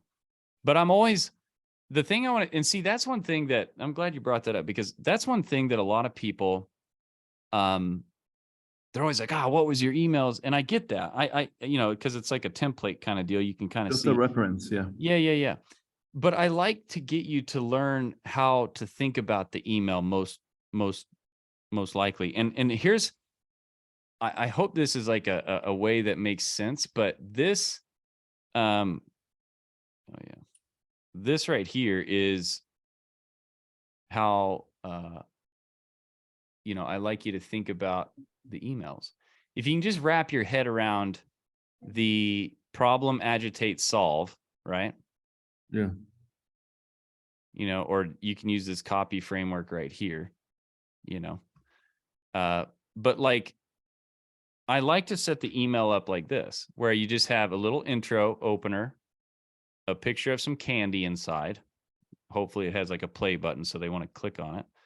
And then you've got like kind of some follow-up there. And I put a link here. I link the video, and then I usually put a link like right up in here somewhere. So I'm always like, subject line, I want it to be juicy, so they click on it. And then right away it's like, hey man, or, hey Miles, like, look, I've got something I want to show you, here's what happened. You can click and watch it here. Then the boom. I like to keep this. I want them to be able to see this right when they open the phone. I don't want them to have to move their thumb to read that. I want them to be able to see that the moment the email gets opened. And I want them to be able to see a link, and I want them to be able to see the image right away. And then down here, if they keep reading, which they typically do, and then I like to add a PS as well, right? I'll usually, because everybody kind of reads the PS. I always put a link here, and you just, all I'm trying to do is get the click. Like the email's job is not to sell. The email's job is to get the click. This thing that they go to and watch is job is to get them to do the next thing, right? Yeah. So it's just like when you're doing copy and marketing and stuff, this step is designed to get them to this step, and this step is designed to get them to this step, and just keep it like that. People like to try to get too much going on. It's like this animal has a lot of things going on in its life. It's probably at a stoplight. It's in the bathroom. It's in between something. They're sitting at a table. Yeah, yes. So thank you, Mike. Yeah. Yep. So yeah, I'll be around, but I need to go see something. But I'll keep the screen on. Okay. Yeah, thank you, Mike. On. Yeah, you got it, man. I'm doing great with the new course. I'm up to date. Yeah, and I'm releasing more and more here. It's track season, so it's like, yeah. It's all right. Great. Yeah. But no, it's coming. It'll be good. I appreciate you, Ricardo. Thank you, Mike. So yeah. So anybody else got any questions? What was the big takeaway from today?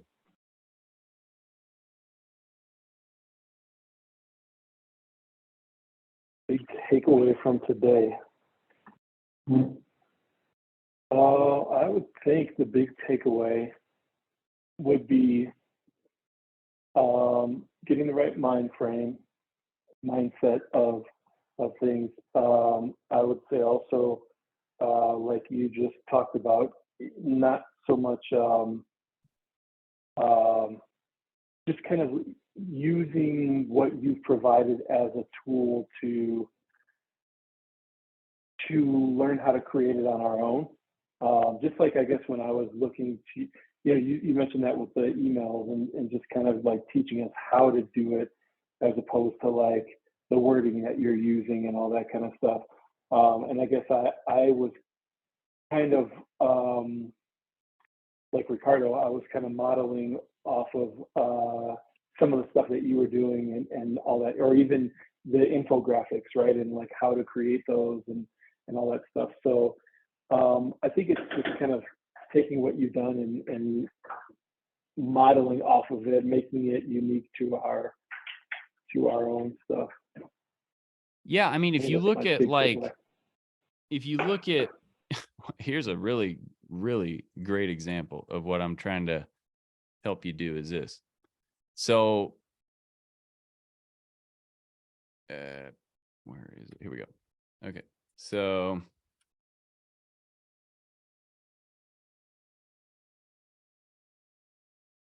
okay, let's pull this thing up.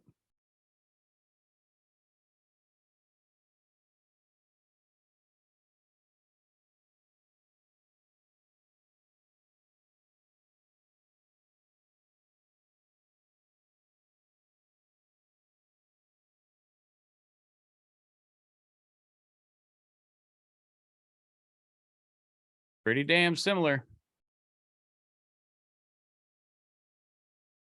You know what I mean? Yeah. They just have their cameras going up and down. They have theirs going this way. And then the other one, I think the other phone, it does have them going up and down. Right? But both of these companies are crushing it. Right? It's just different strokes for different folks. Yeah. Like, they modeled off of this, and that's fine. Right? Like, it's more about like, that's why I say it's more about like what are the first principles here? Well, the first principles are it needs to have a camera. Okay. It needs to be held in the hand. There's first principles there that have to be, common in both. Like for us, you want to hook them, you know, there's got to be a hook. I don't care what the hook is. You just need to have a hook. And the more relatable it is to that problem that they have, the more it's going to hook them. And then, you know, like they both have a screen that displays stuff on it. And it's probably, they both show the weather, but the weather looks like this on this thing. The weather on the Apple one looks different, but it's still the weather. These are like first principle things. Like there's got to be attributes about it that are must-have attributes, like hook, story, offer, landing page. Your landing page has to collect an email and a name. You know, it has to have a headline. And you can get close with the other stuff, but it doesn't need to be the same color. It doesn't need to be the same headline. It can be different, or you can be very similar to it. Because here's what happens. Once you do this enough and you start making money doing it, you'll start to learn your own little, you'll get your own little wiggle to it, right? You'll come into it on your own. It's like, you know, you could learn you could model Michael Jordan's basketball techniques and you'll, you know, have a lot of his stuff, but then pretty soon it'll be you know, and it'll be your own little kind of thing, but you'll be good at shooting, you know, and you might have some of the characteristics of his shot, you know, but it's not going to be the same. So that's what I want to get across is like, take what I'm doing and just model it. And that's why I like to get, you know, a bunch of different ideas together. Like right here, look, it's like they're showing it. You know, so I just, that's the thing is get it done, do it. And then, you know, go from there. It's like, look at these things. They're all like damn near the same. Like, look at that. It's the same thing, different clothes kind of deal. So it's just about getting it done and getting out there and going and observing, doing more of what works, less of what doesn't. Use mind to get you close. And it's more about learning the principles behind it, right? That's what I want you to really pick up. Like, that's why I show you, you know, how to make that little mind map. It's like, just start with circles, you know, and boxes, and then ask yourself, how could I, what kind of thing would replicate this? And just start with a simple icon and then move from there. If you really look at mine, it's just literally icons. I don't have anything else. And that's all you need, because you just want to point to it as a reference. And it's so much more than just talking, you know? But yeah, you know, one thing that you need, you know, or want to do with your thing is, you know, you really need to get an offer down. And I think, you know, for you, it can be, dude, you could just build funnels for people. Just get that going, you know? Yeah. And make money with that, and then add something extra to it. And then add something extra to it. And then till you find like that good offer where it's like, you know, the funnel, the automation, like just get there and then do that and get your chops, you know, get your experience with that.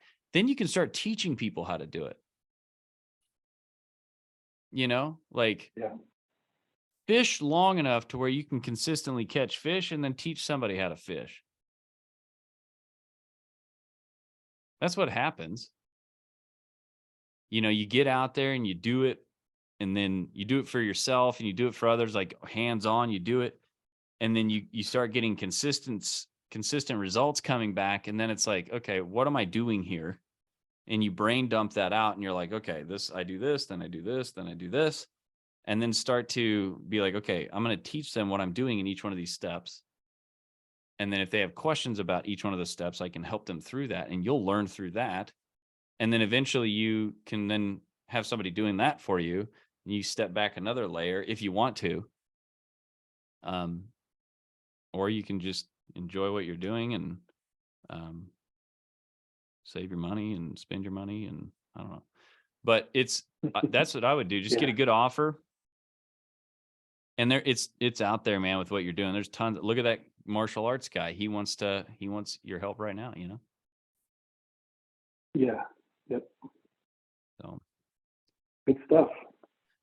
all right, my man. Chuck, did you have anything else?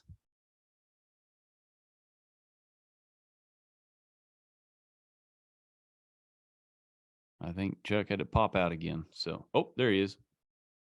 Yeah.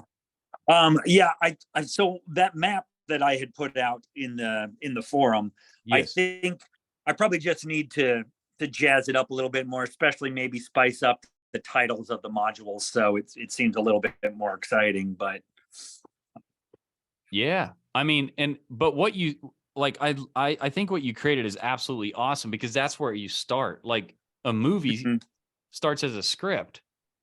You know, Avatar was a bunch of words on a paper, and now it's like this, you know, fantastical. So, and it took it took like a decade for them to create that damn thing. So like, you know, for you've got that base thing now. Now you can go in there and put glitter on it and all that stuff, right? So, and you can spice up the names, and, you know, and do that. And then you can start using that thing. I promise you, when you have that thing up on the screen and you're like doing a screen presentation with that thing, people are going to be like, it'll be crazy. Like people will love it, you know? There was a guy named Aaron Sorgi on TikTok, and he talks about ways that you can go live. And he just showed this thing where you can share your screen, put your face at the bottom edge, just like you do on your teachings, but you can actually do that live. So that's pretty cool. Yeah. And I'm going to do that next time I go live, which is going to be later this afternoon. So yeah, this map, I can just explain the whole process, and hopefully that'll start generating. And then you can tear down each one of the each one of the steps and make a little map out of that. Yeah. And that's kind of what you want to do. Once you get your big map of the whole ecosystem, then go into each one of the pillars and make its own little map for that. And just work in terms of 3. Like each little pillar has 3 little steps. Yeah. And so make a little map for the pillar, and then make a little map for each one of the little modules in there. And now you've really got like endless amounts of content. Right. So your free training is just not explaining, but it's showing the 9-step process. Yeah. But through that, it's like I show them the step, and I'm like, so if you have this problem, this step solves that problem, and let me show you what we do to solve it. And that's when I show them the little thing, and they learn from that. Like if you're new to this, I had a guy get on my TikTok yesterday. He's like, yeah, this stuff's so simple. He's like, I don't even know. Oh yeah, just make it real simple and sell it as a course. I'm like, dude, you're not my customer. Right.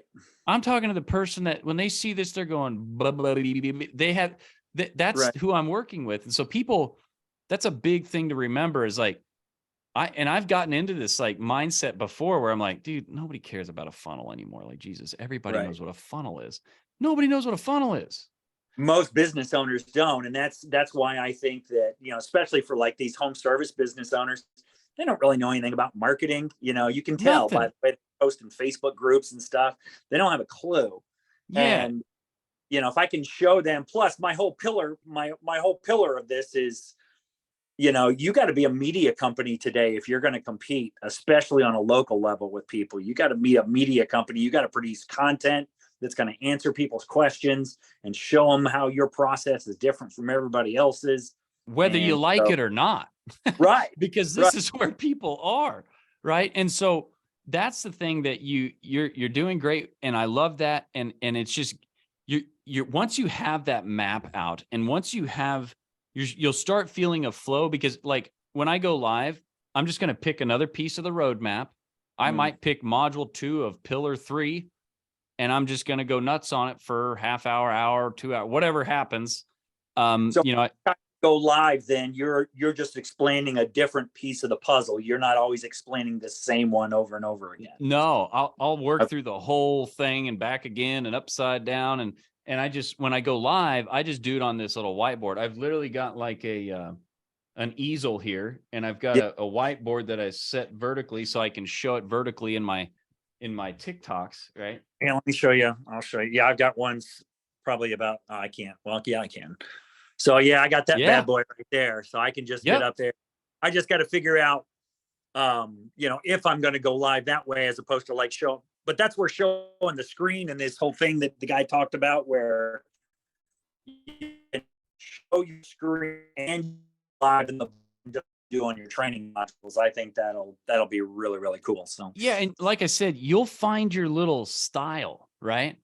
And that's the key, is to find your style. But what's the core principle is, I've got these steps to get you from here to here. Let me show you how this works. If you want more, come and get it. right. And being consistent with that. But when you're showing those steps, and when it helps you so much too. And if you can just work in sets of 3, I do that even when I'm going live. I'm like, otherwise you can get off, and I do this anyway. It's like hard anyway, but you get off in rabbit holes, or you're all over the damn place. You can't figure out then somebody asks you a question, and so I'm always just like, rules of 3, teach something 3, keep it on this topic. I don't get outside of the topic. I'll be like, yeah, I can talk to you about that maybe tomorrow, or go to my free training. I talk about everything. And that's why in that free training, that VSL, it is a training, because if you don't know anything about this, that thing's going to really help you a lot. You're going to see so much, learn so much, but they don't realize that I'm also explaining the offer and product to them at the same time.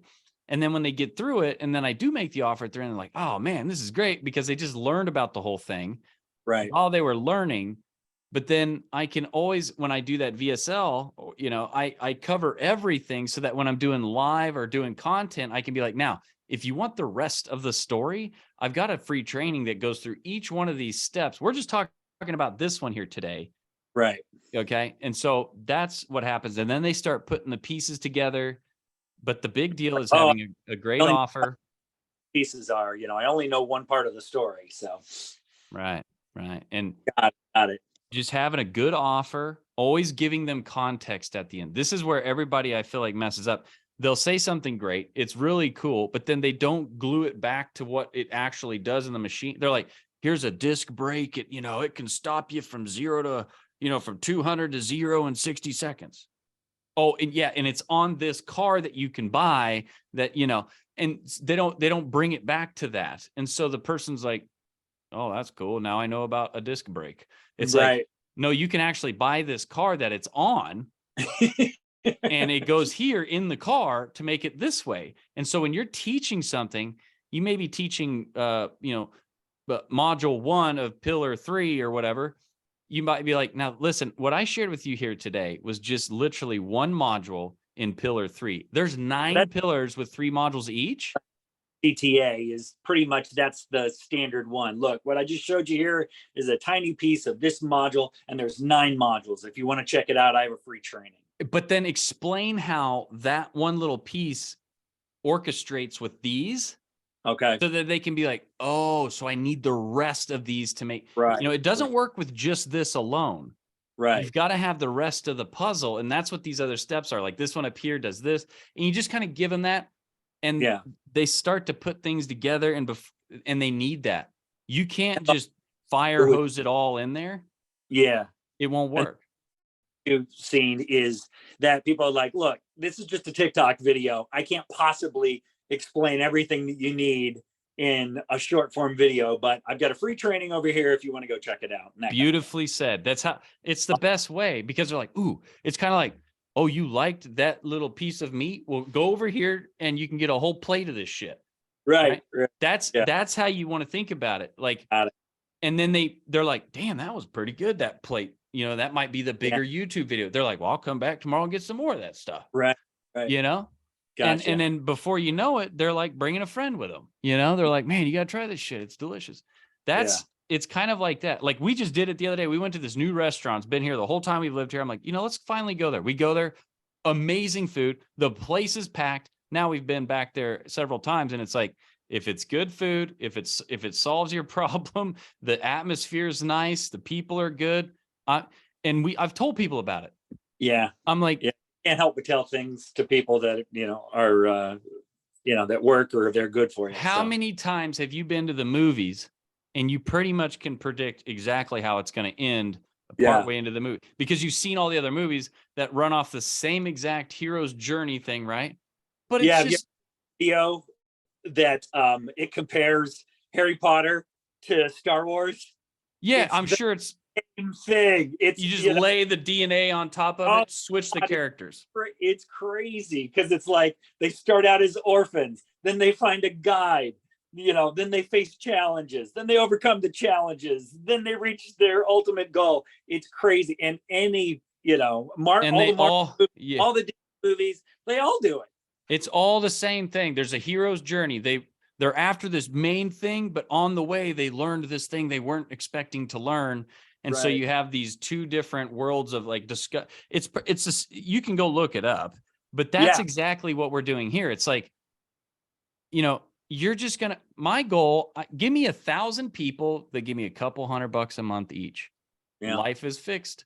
Yeah. Do whatever you want. No Hope doubt. So it's like, that's if you can. And then if you think like that, what's beautiful is when somebody's giving you a bunch of a guff, or somebody's being weird, it's like, brother, it's just not for you. Yeah. There's 8 billion people out there. I need 1,000 people that love Right. me. I talk about this on my lives when people are making content, because I got this from John Assaraf, and he's like, 80% of people, and it's probably a larger percentage than that, but he's like 80% of people right out of the gate, they don't care. They're not interested. They wouldn't spit on you if you were on fire. There's 20% that might be interested, 5 who probably is right now, and then the other 15%, if you educate them enough, you'll bring them along for the ride. 100%. And this is not going to change till the day you and I die. For sure. So get really good at helping people with this problem. Other flowers will root in the garden if you allow them or if you want them. But I mean, I could go back to where I grew up, and the farmer that I grew up working with that makes a shitload of money. He's been planting the same wheat in the same field at the same time every year. And it'll continue to work on and on. So it's like, that's Hormozy talks about. He's like, Chick-fil-A, as far as profit per store, vastly superior to McDonald's. And that's a great video he did, the one over Chick-fil-A. That is it's like they have 12 products. McDonald's has 49. Everything is streamlined. All they've done is just get better and better at delivering chicken sandwiches for 68 freaking years. Yeah, it's such a great. No, I love that guy, man. He is so awesome. He is so awesome. And I call him a kid because I'm 50. I just turned 55. So it's amazing what he's done at his age, man. It's unreal. But and it is, I know he studied Russell Brunson for sure, but Dan Kennedy, because Dan Kennedy's the grandfather of all. Dan is the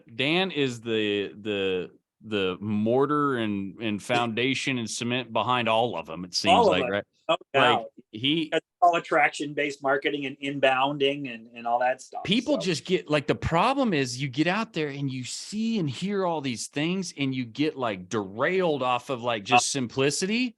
And then you feel like you keep relapsing into something. It's like, no, study, practice, teach. And then it's just like attract, convert, deliver. It's like problem, agitate, solve, problem, agitate, solve. They still do the same thing over and over and over. That's the thing. And so get you a funnel, get you an offer, get you an email follow-up, get better at it as you go, but keep solving that same problem better than anybody else. I mean, every day, like these kids, like my son, he's a senior in high school. One of his best friends is a junior. We are on vacation. We're out there, and these kids know more about technology at their age than I still know, and it's all I do. And because they don't know anything else. It's like, you're born and handed one of these things, right? Like these were already in existence. And they're like, what's a funnel? Now tell me, like, what do you mean by like a headline? And it's like, every year that is going to keep happening in droves. Yeah. Like he's got like 1,000 kids in his class or something. I just need 1,000 people giving me $1,000 a month, and holy shit, or half that, right? It's like, and you can keep it like that. It turns into 2,000. Yeah. In 3,000. But if you can keep the mindset of 1,000 people or 100, it turns to 200, then 300. And it's like, that's where you have to stay, is like right there, and then really deliver, and it'll take care of itself. Yeah. Yeah. I'm excited. Yeah, Got that's that. awesome.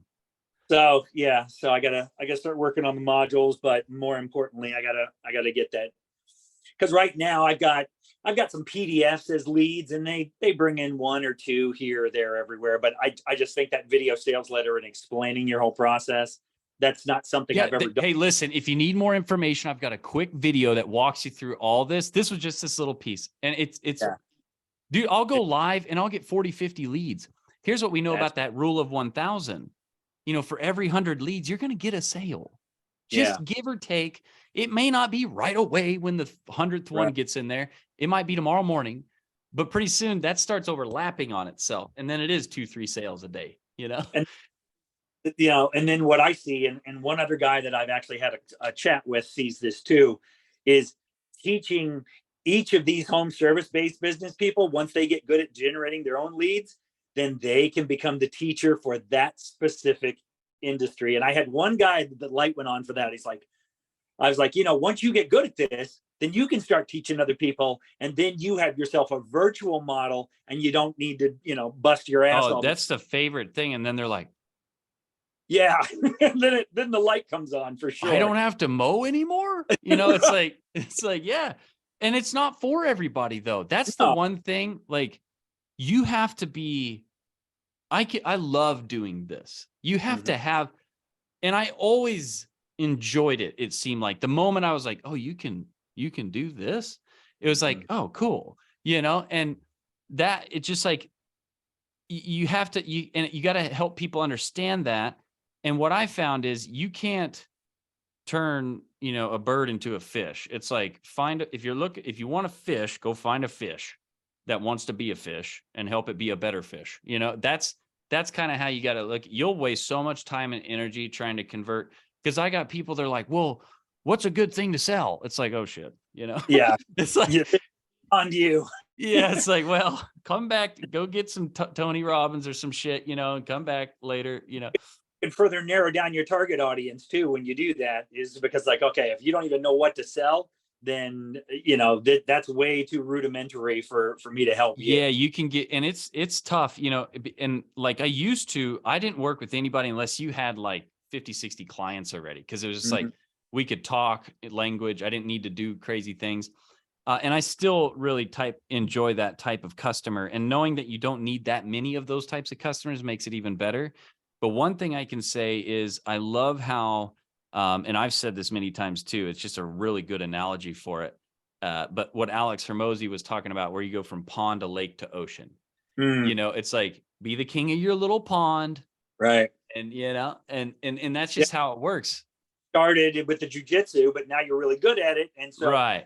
Many people try to go, so why? It's like you were talking about with MLM. I've had my dalliances with that too. And it's just one of those things where, yeah, I'm sick of trying to convince, like you said, trying to convince a fish to be a bird. That's exactly what that industry is. It's like, crazy. Just join, man. Listen, join, and then we'll help you find 3 people. And then we'll, you know, and it's like, it's and then you drink the Kool-Aid. Right. And then you're crazy, you know.